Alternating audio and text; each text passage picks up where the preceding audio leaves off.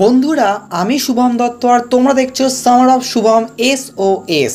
তো SOS এর বলা চলে আজকেই হচ্ছে আমাদের লাস্ট দিন। আর হ্যাঁ, SOS এ আমরা অনেক কিছু করেছি। যদি আমরা একটুখানি হাইলাইট দেখি, হ্যাঁ আমরা হাইলাইট ডিসকাশন তো করবোই, কিন্তু আমরা যেরকমভাবে এগিয়েছিলাম SOS এ, যে প্রথম পার্টে আমরা স্টাডি করছিলাম ইন্ডিয়ান আর্ট সম্বন্ধে, আমরা ডিফারেন্ট ইন্ডিয়ান আর্টকে নিয়ে স্টাডি করেছিলাম, যেটা বেসিক্যালি বলা চলে একটা থিওরিটিক্যাল পোর্শন ছিল। তারপরে আমরা চলে এসেছিলাম হচ্ছে হিউম্যান ফিগার স্টাডি, যেখানে আমরা অ্যানাটমি স্টাডি করেছিলাম। তার থেকে শুরু করে আমরা ডিফারেন্ট এক্সপ্রেশন, তার থেকে শুরু করে পশ্চার, সেইগুলোকে নিয়ে স্টাডি করেছিলাম। সেটা বলা চলে একটা প্র্যাকটিক্যাল পোর্শন ছিল। অ্যান্ড দেন আমরা স্টার্ট করেছিলাম সাবজেক্টিভ ড্রয়িংকে নিয়ে স্টাডি। এবার দেখো, সাবজেক্টিভ ড্রয়িং স্টাডি করতে হলে আমাকে তো আঁকতে তো হবেই। তো তোমরা আমাকে অনেকেই বলছিলে যে দাদা এটাকে প্র্যাকটিক্যাল ওয়েতেও তুমি করতে পারতে। তো দেখো, সাবজেক্টিভ ড্রয়িংয়ের ওপর অলরেডি আমার প্রচুর কাজ রয়েছে, প্রচুর টপিকে আমি স্টাডি করেছি। তোমরা subjective drawing playlist, poster drawing প্লেলিস্টে গেলেই দেখতে পাবে। কিন্তু আমার মেন ফরম্যাটটা এটাই ছিল যে আমি যখন এই পার্টটা তোমাদের সামনে তুলে ধরবো, তো এখানে আমি মেজর কিছু তোমাদের কোয়েশ্চেন, তোমাদের কিছু কোয়ারি বা তোমাদের কিছু কনফিউশনকে তুলে ধরার আমি চেষ্টা করব। কারণ প্রচুর স্টুডেন্টদেরই বলা চলে, ইভেন এটা আমারও সেই সময় যখন আমি ছোট ছিলাম তখনও ছিল, যে আমরা নর্মালি সাবজেক্টিভ ড্রয়িং স্টাডি করতে পছন্দ করতাম না। আমাদের যেন মনে হতো যে ভাই সাবজেক্টিভ ড্রয়িং কেন করছি, এর থেকে ভালো আমরা পোর্ট্রেট করব, ল্যান্ডস্কেপ করব। কিন্তু ফিউচারে যখন তুমি গ্রো করবে না, তখন তুমি বুঝতে পারবে যে হ্যাঁ, সাবজেক্টিভ ড্রয়িং কতটা বেশি গুরুত্বপূর্ণ। সেখানে কিন্তু সাবজেক্টিভ ড্রয়িংয়ে কিন্তু তোমাকে দেবে। ইভেন অবভিয়াসলি না, তোমরা অনেকেই ডিফারেন্ট কম্পিটিশানে পার্টিসিপেট করো। আর হ্যাঁ, আমি অলরেডি ডিসকাশন করেছি কীভাবে কম্পিটিশানের জন্য প্রিপারেশান নেবে, কীভাবে একটা কনসেপ্টকে বিল্ড করবে, সমস্ত কিছু। তো প্রত্যেকটা পোর্শন দেখলেই তোমরা বুঝতে পারবে। আর আজকে হচ্ছে আমাদের লাস্ট ডে। আর আজকে আমরা যেটাকে নিয়ে কথা বলবো সেটা হচ্ছে, দেখো আমরা নর্মালি প্রচুর বুক স্টাডি করি, সেখান দিয়ে প্রচুর টপিক পাই। ঠিক আছে, চলো সেই টপিকগুলোকে আমরা প্র্যাকটিস করছি। তার থেকে শুরু করে আমরা ধরো কোনো কম্পিটিশানে গেলে সেখানে যখন কোনো একটা টপিক দেয়, হতে পারে যে সেটা হয়তো আমাদের বুকে নেই, তো সেটা আমরা জাস্ট বাড়িতে এবার প্র্যাকটিস করলাম। স্যারকে বললাম যে স্যার আমাদের একটুখানি আইডিয়া দিয়ে দিন, তো তারাও আইডিয়া দিয়ে দেয়। তো আমরা তখন সেটাকে স্টাডি করি। কিন্তু অ্যাকচুয়ালি আমাদের স্টাডিটা কিন্তু হওয়া দরকার যে আমাদের নিজেদের থেকে কিন্তু টপিকগুলোকে কিন্তু বের করা দরকার। এবার দেখো, প্রচুর স্টুডেন্টরা বলবে যে আমরা কিভাবে নিজেদের টপিককে প্রিপেয়ার করবো। দেখো, যখন তোমরা কোনো প্রজেক্টের কাজ করবে না, হ্যাঁ আমিও তো প্রচুর প্রজেক্টের কাজ করি, আমি তোমাদের সাথেও করাই। তোমরা দেখতে পাচ্ছ যে আমরা পোস্টার ড্রয়িং প্লেলিস্টে অনেক প্রজেক্টে এরকম কাজ করেছি। তো বেসিক্যালি কী হয় যে আমাদের সামনে নর্মালি কিন্তু ডাইরেক্ট একটা টপিক কিন্তু আসে না, আমাদেরকে জাস্ট বলে দেয় যে হ্যাঁ কোনো একটা পার্টিকুলার ইনসিডেন্ট, কোনো একটা পার্টিকুলার একটা রিপোর্টকে আমাদের বলে দেয়, তার উপরে আমাদের কিন্তু স্টাডি করতে হয়। এবার দেখো, বলে দিল যে কোনো একটা ক্যারেক্টারকে, হয়তো ওরা আমাদেরকে ক্যারেক্টার দিয়ে দেয়, এবার আমাদেরকে ওই ক্যারেক্টারটাকে ইউজ করে কি করতে হয়, যে একটা টপিককে বিল্ড করতে হয়, একটা সাবজেক্টকে বিল্ড করতে হয়। তো এটা কিন্তু অতটা ইজি হয় না, তার জন্য কিন্তু প্রচুর লিখতে হয়। মানে লিখতে হয় মিনস ফার্স্টে তোমাকে মানে রেডি করতে হবে যে হ্যাঁ আমার এই ক্যারেক্টারটা এরকম, এবার এই ক্যারেক্টারটার ইমোশন সম্বন্ধে তোমাকে ভালো করে অধ্যয়ন করতে হবে। প্লাস তুমি এই ক্যারেক্টারটা অ্যারাউন্ডে যে কী বলবো, মানে পুরো যে মানে একটা কম্পোজিশন বিল্ড করবে, সেটা তোমাকে ভালোভাবে রেডি করতে হবে। তো সেইগুলো কিন্তু তোমাকে ভালো করে বুঝতে হবে। তাই জন্য এটা ইজি হয় না। আমি এটা অলরেডি আগেও বলছিলাম যে তোমাকে টপিক দিয়ে দিল তো তুমি ক্যারেক্টার ডিফাইন ইজিলি করতে পারবে, কিন্তু যখন তোমাকে ক্যারেক্টার বলে দেবে তখন টপিকটাকে ডিফাইন করা অতটা ইজি হয় না। ইভেন আমি এটাও তোমাদেরকে বলছিলাম যে একটা ক্যারেক্টার দিয়ে কিন্তু ডিফারেন্ট টপিককে কিন্তু বিল্ড করা যায়, সেটা নিয়ে আমরা অলরেডি ডিসকাশন করেছিলাম। তাই জন্য এটা কিন্তু ভালো করে বুঝতে হয় যে আমরা সাবজেক্টিভ ড্রয়িং তো করছি। তোমরা বলবে যে এত কেন আমরা ঘ্যানাবো, মানে এ সমস্ত ভাবার কি আছে, যে হ্যাঁ একটা জাস্ট টপিক দিল বা একটা জাস্ট ক্যারেক্টার দিল, তো ক্যারেক্টারটাকে আমাকে জাস্ট বুঝলেই তো হয়ে গেল। হ্যাঁ দেখো, তোমরা বুঝতে পারাটাই তো এখন সবথেকে বড় টাফ একটা থিং, ডেফিনেটলি টাফ থিং। কারণ অনেক স্টুডেন্টরাই এরকম থাকে যে হ্যাঁ জাস্ট একটা বুককে ফলো করলে হয়ে গেল। এবার দেখো, কাইন্ড অফ বলা চলে যে এটা ম্যাটার করে একটুখানি ম্যাচুরিটির ওপর। কারণ যারা ধরো ছোটো, তাদের মাথায় কিন্তু ওই বিল্ড আপটা হয় না যে হ্যাঁ একটা ক্যারেক্টারকে আমি কী করে বুঝবো। তো যখন তোমরা বড় হবে, যেমন ধরো আমার বয়সে, তো সেক্ষেত্রে কী হবে যে তুমি তখন অনেক প্রজেক্ট পাবে, তো তখন তুমি এই আইডিয়াগুলো পাবে। কিন্তু তার জন্য কিন্তু তোমাকে ছোটো থেকে কিন্তু প্র্যাকটিস করতে হবে, প্রচুর টপিক নিয়ে তোমাকে নাড়াচাড়া করতে হবে, তোমাকে বই নিয়ে নাড়াচাড়া করতে হবে, দেখতে হবে যে ডিফারেন্ট সাবজেক্টকে কীরকমভাবে ডিফাইন করছে, ক্যারেক্টারগুলোকে কীরকমভাবে ডিফাইন করছে। তো এইগুলো বোঝাটা কিন্তু খুবই দরকার। তাই জন্য ম্যাচুরিটিটাও বলা চলে কাইন্ড অফ এর মধ্যে একটা ম্যাটার বিল্ড করে, যে হ্যাঁ বয়স বাড়ার সাথে সাথে তুমি ম্যাচিওর হবে, তোমার থিঙ্কিংটা বাড়বে, তুমি বুঝতে পারবে যে হ্যাঁ চারপাশে কী চলছে, কোনটাকে তুলতে হবে, মানে কোনটাকে ছবির মধ্যে ফুটিয়ে তুলতে হবে, তো সেটাও তোমাকে বুঝতে হবে। কারণ দেখো, একটা ছবি আঁকতে গিয়ে না আমাদের চারপাশে কিন্তু একটা রেস্ট্রিকশন বিল্ড হয়। অবভিয়াস দেখো, যখন তুমি একটা কোনো ছবি আঁকবে, তোমার হয়তো সামনে একটা এমন টপিক এসছে, সেটা হতে পারে কোনো ইলেকশন, মানে কোনো পলিটিক্যাল টপিক আসতে পারে, সেটা হতে পারে এমন কোনো টপিক আসলো যেখানে তুমি হয়তো একটা জিনিসকে বলতে চাও, যেটা তোমার মাথার মধ্যে রয়েছে, তুমি চাও যে এটার উপর হয়তো প্রোটেস্ট করতে বা সামহাও কিছু একটা তুমি ডিফাইন করতে চাও, কিন্তু তুমি ওটাকে ডাইরেক্টলি করতে পারবে না, কোনো পলিটিক্যাল লিডারকে তুমি ডিফাইন করতে পারবে না। তো এইগুলো কিন্তু মাথায় রাখতে হবে যে হ্যাঁ আমি এমন কিছু তো বলবো, কিন্তু একটুখানি চাপাভাবে বলবো, যে হ্যাঁ আমি ওটাকে ইনডাইরেক্টলি বোঝানোর চেষ্টা করবো। তো এটাও কিন্তু প্রচুর বেশি ফ্যাক্টর করে। তাই জন্য আমরা যখনই ছবি আঁকি না, আমাদের অ্যারাউন্ডে কিন্তু একটা রেস্ট্রিকশন চলে। আমরা বলি ঠিকই যে আমাদের রেস্ট্রিকশনের বিয়ন্ডে যেতে হবে, কিন্তু স্টিল আমাদের কিন্তু এই রেস্ট্রিকশনটা মাথায় রাখতে হয়, নয়তো আমাদের ছবি ক্যান্সেল করে দেয়। ছবিকে অনেক সময় অনেক কিছুই হয়, আমি তো তোমাদের সাথে শেয়ার করি, যদি আমারও অনেক কিছু হয়েছে, বাট এগুলো কিন্তু আমাদের মাথায় কিন্তু রাখতে হবে। তাই জন্য রেস্ট্রিকশনটা থাকে, তো তোমাকে বুঝতে হবে যে তুমি রেস্ট্রিকশনটাকে তো তুমি এড়াতে পারবে না, কিন্তু তোমাকে রেস্ট্রিকশনটা কীভাবে তুমি চাপা দিয়ে এড়িয়ে চলবে, মানে আমি তো অলরেডি বললাম এড়াতে পারবে না, কিন্তু তোমাকে চাপাটা দিতে হবে। তো এটাও কিন্তু প্রচুর বুঝতে হবে যে হ্যাঁ আমি এই টপিকটা করবো, আমি ভয় পাবো না, কিন্তু টপিকটাকে ডিফাইন কীভাবে করবো, তো সেটা তোমার মাথায় কিন্তু বিল্ড হওয়া দরকার।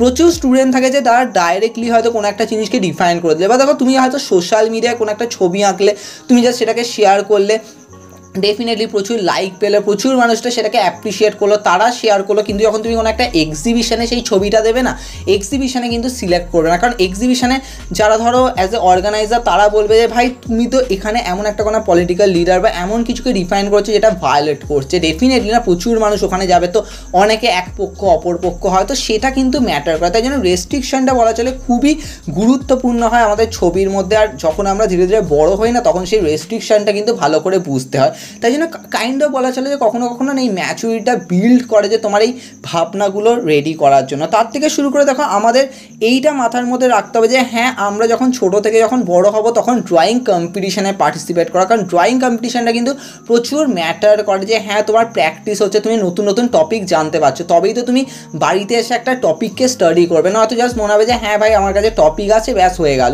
এবার দেখো এটাও ঠিক যে যখন তোমরা ধরো ফাইন আর্টসের এক্সামগুলো দেবে, ধরো গভর্নমেন্টের যে এক্সামগুলো, ওখানে কিন্তু তোমাকে যে টপিক দেবে না, একটুখানি টাফ আমি বলবো না, কিন্তু কনসেপচুয়াল হবে, প্লাস তোমাকে ভাবতে হবে যে আমি কীরকম কনসেপচুয়াল বিল্ড করবো, যাতে অ্যাট্রাক্ট করতে পারি, যাতে অ্যাটেনশন গেইন করতে পারি, যাতে জাজ একটা যাতে ভালো মার্কস দেয়। তো সেটা কিন্তু আমাদের মাথায় রাখতে হবে। এমন নয় যে জাস্ট একটা সিম্পল ছবি আঁকলাম। এবার দেখো সিম্পল ছবি মানে আমি এরকম বলছি না জাস্ট আমি একটা লাইট করে কালার শেড করলাম। অনেকেই আছে দেখো প্রচুর কালারে কিন্তু কম ফোকাস করে, কিন্তু কনসেপ্টে ফোকাস করে, তার জন্য কিন্তু প্রচুর মার্কস পায়, কারণ অ্যাজ এ টিচার কিন্তু সে দেখে যে হ্যাঁ কালারটার থেকেও কিন্তু বড় ব্যাপার যে তুমি কীরকমভাবে কম্পোজিশন ডিফাইন করেছো, কীরকমভাবে ফিগারগুলোকে ডিফাইন করেছে। কারণ প্রচুর স্টুডেন্টদের এটাই গাফিলতি হয় যে তারা কালার তো খুব ভালোভাবে করে, কিন্তু একটা ফিগারের হয়তো পশ্চার ঠিক করে হয় না, পশ্চারের থেকে এক্সপ্রেশন, সেই এক্সপ্রেশনটা যদি তুমি না করো, তাহলে তুমি ক্যারেক্টারটাকে ইমোশনটাই কী করে ডিফাইন করবে, তো এটা কিন্তু প্রচুর সমস্যা হয়। তাই জন্য তোমাদের স্টাডি করাটা কিন্তু খুবই দরকার। তাই জন্য প্রচুর স্টুডেন্টরা না, এটা অবভিয়াসলি এটা আমার সময় আমি দেখতাম যে প্রচুর আমার বন্ধুরা থাকতো, তারা ড্রয়িংটাকে জাস্ট মনে করতো যে হ্যাঁ জাস্ট সপ্তাহে একদিন যাচ্ছি, তো ওই দিনকেই জাস্ট প্র্যাকটিস হওয়া, ওই দিনকেই জাস্ট স্টাডি করা, ব্যাস এইটুকুনি। কিন্তু আজকের দিনে না তোমাদের কিন্তু ড্রয়িংটাকেও পড়াশোনার মতো করে স্টাডি করতে হবে, তোমাদেরকে টাইম দিতে হবে। যতটা না তুমি অ্যাজ এ হাতে পেন্সিল নিয়ে টাইম দিচ্ছ, তার থেকেও বেশি তুমি অবজার্ভ করো সেই ছবিগুলো সম্বন্ধে, তুমি চারপাশের ছবিগুলো দেখো, সোশ্যাল মিডিয়া দেখো মানুষজন কীরকম ছবি আঁকছে। আর হ্যাঁ, এই ছবি দেখো না যে কোন ইউটিউবার মানে ভাইরাল হয়েছে তো তার ছবি এঁকে ভাইরাল হচ্ছে, বা কোনো একটা সিনারি। তোমাকে বুঝতে হবে যে কারেন্ট টাইমে কী চলছে, তার উপর কীরকমভাবে একটা ছবিকে ডিফাইন করা। কারণ এক্সিবিশন তো আর সবসময় হয় না। হ্যাঁ, এটা আমি সবসময় বলবো যে এক্সিবিশনগুলোতেও কিন্তু অ্যাপিয়ার হওয়ার চেষ্টা করো। আমি বলবো না যে পার্টিসিপেট তো তোমরা করবেই ডেফিনেটলি, কিন্তু ওখানে কী হয় যে শুরুতে হয়তো তোমাকে রিজেক্ট করে দেবে, তোমার ছবি বলবে যে না এটা আমাদের এখানকার জন্য ফিট করছে না। তো তোমাকে ফার্স্টে পার্টিসিপেট না করার আগে, তার থেকে আগে তোমাকে অবজার্ভ করতে হবে, যেতে হবে, ভিজিট করো এক্সিবিশনগুলোতে। প্রচুর জায়গায় এক্সিবিশন হয়, কলকাতাতে তো প্রচুর জায়গায় হয়, রবীন্দ্র সদনে হয়, অনেক জায়গায় হয়। তো সেগুলোকে ভিজিট করো, সেখানে দেখো যে মানুষজন কীরকম ছবি আঁকছে, ছবির মধ্যে কীরকমভাবে ইমোশন ডিফাইন করছে, তুমি বুঝতে পারবে তাদের যে কালারের মধ্যে দিয়ে ইমোশন বিল্ড করা, ক্যারেক্টারের যে ইমোশনটা, তো ওইগুলোকে বুঝতে হবে তোমাদেরকে। তাই জন্য অ্যাজ এ আর্টিস্ট হতে গেলে না প্র্যাকটিস করতে হবে অবভিয়াসলি, তার থেকেও বেশি তোমাকে অবজার্ভ করতে হবে চারপাশে। প্রচুর জায়গায় যাও, কম্পিটিশনে পার্টিসিপেট করলে তুমি ডিফারেন্ট টপিক জানতে পারবে, এক্সিবিশনে গেলে তুমি টপিকগুলো কীভাবে ডিফাইন হচ্ছে, কীভাবে কারেন্ট টাইমকে, কীভাবে ডেলি লাইফকে কীভাবে তুলে ধরা হচ্ছে ক্যানভাসে, সেগুলো তুমি বুঝতে পারবে। তো এগুলো কিন্তু খুবই দরকার। তাই জন্য আমরা স্টাডি তো করি, কিন্তু আমাদের বিয়ন্ড স্টাডি করতে হবে, যে হ্যাঁ আরও বাইরে যেতে হবে। বাইরে মানে আমি বলছি না যে বাড়ির বাইরে, কিন্তু তোমার কনসেপ্টটাকে আরও আরও গ্রো করতে হবে, আরও এক্সটেন্ড করতে হবে। তো এটা কিন্তু সবথেকে বেশি দরকার। তাই জন্য প্রচুর স্টুডেন্টরা খুব ভালো ছবি আঁকে, কিন্তু তাদের ছবি আঁকাটার মানে এরকমই হয় যে তারা খুব ভালো কালার করে, তারা খুব ভালো আউটলাইনও করে দেয়, খুব ভালো পশ্চার ডিফাইন করে, কিন্তু তারা কনসেপ্টটাকে রেডি করতে পারে না। তাই জন্য কনসেপ্ট যদি তুমি না ভালো করে রেডি করতে পারো, তাহলে তোমার ছবি আঁকাটা আমি বৃথা বলবো না, কিন্তু ডেফিনেটলি তোমার ওই কাজটা করবে না। তুমি কম্পিটিশানে গিয়ে একটা খুব ভালো ছবি এঁকে কালার ভালো করে আসলে কিন্তু তুমি দেখলে যে তোমার ড্রয়িংটা সিলেক্ট হলো না। তো এটা কিন্তু প্রচুর বেশি সমস্যা, স্টুডেন্টকে কিন্তু এটা ফেস করতে হয় যে তারা ভাবে তো যে আমরা আর্টিস্ট হব, কিন্তু তারা ফোকাস করে আর্টিস্ট হওয়ার মানে হচ্ছে যে আমাকে প্রচুর বেশি